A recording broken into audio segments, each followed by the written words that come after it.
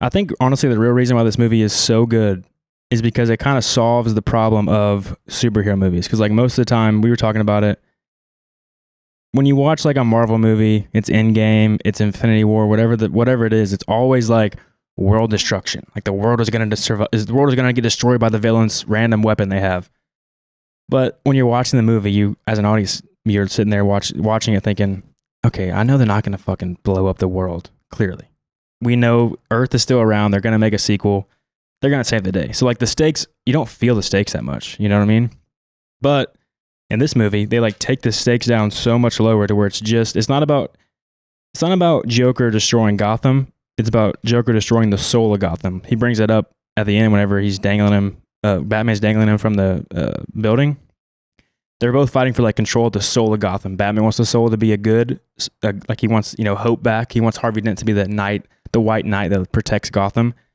But the Joker wants the soul to be corrupted and chaos and evil, and wants the criminals to actually be thriving again because he just wants the chaos and the anarchy. So if the final scene is whenever there's two ferry boats and they're both rigged with bombs, and the Joker has a social experiment going on where it's either the criminals have a detonator, the civilians on the other ferry have a detonator, and each of them can choose to kill the other one to save themselves. And so he's really pitting he's proving a point saying that the civilians are actually the ones that are dirty. Like you think they're good, they're not. They're going to want to kill the prisoners because they're just prisoners. They're criminals.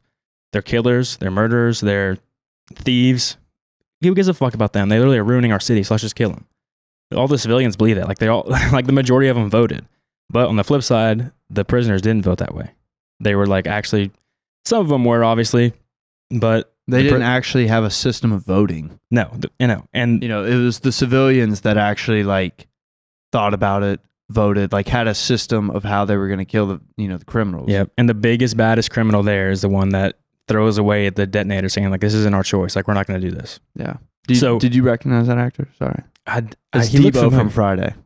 Oh, okay. Anyways, yes. It's a crazy role for him to have, and it's awesome, and he kills it. But anyways. So the Joker brings the stakes down within the social experiment, and the superhero movie, again, going back to that, it's like always going to be world ending. You don't believe it because obviously they're not going to destroy Earth. But in this movie, the Joker very easily could blow up both ferries. Christopher Nolan could write to where the Joker actually blows up those ferries. So the stakes are higher because you're actually thinking like, oh shit, what are we going to do? Or what are they going to do? Because before that, Rachel gets killed. So they're willing to kill people. There's a lot of like crazy deaths throughout it. So like, that the stakes are high. Christopher Nolan's not scared to like kill off some characters that are beloved. Yeah.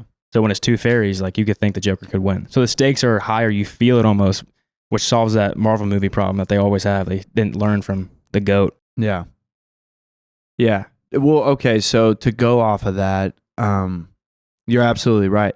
The way that was like so just like, damn, like this could happen is because of what you said about Rachel dying. Because, so you haven't seen the first one, whatever. All you have to know is that the first one is pretty much building up the fact that like Bruce Wayne and Rachel are going to end up together. This is a superhero movie. The superhero will end up with her. So for old Chrissy boy to just kill off the love interest of Batman halfway through the second movie of a trilogy. It's already known that it's a trilogy. You would think that would be the climax. Right. But it's not. No, so you're like, oh shit, what's going to happen next? You would think that would be like a brutal ending going into the third movie. When in fact, he just does it halfway and then like shows you the after effects like in the same movie, which is genius. There's no cliffhanger of like, what's Batman going to do now that Rachel's dead? No, there's still like an hour plus left. And there's a lot of damage to be done. Joker still hasn't been caught. So once you do that, you take all sense of decency out of the movie and what characters might decide to do. And even with the ferry scene, I think the citizens and the prisoners, like they clearly don't know what's going on. But I bet, like in the Joker's twisted way, like if the civilians had pressed their detonator to blow up the prisoners, it would have blown their boat up. Probably. Or it No, would I have don't just, think it would have. or it would have just blown both of them up because it's like, yeah, nobody like deserved to die. You know? I think the Joker actually was truthful in that one scenario, because if the civilians, so this kind of goes back to the Joker wanting to take control of the soul of Gotham. If the civilians are the ones that blow up the criminals' boat, he can push that narrative in Gotham of how the civilians are the corrupt ones, and then chaos ensues.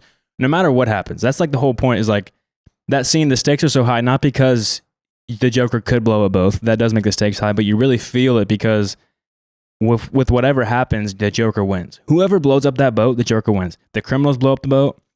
Well, maybe not. Maybe the criminals blow up the boat.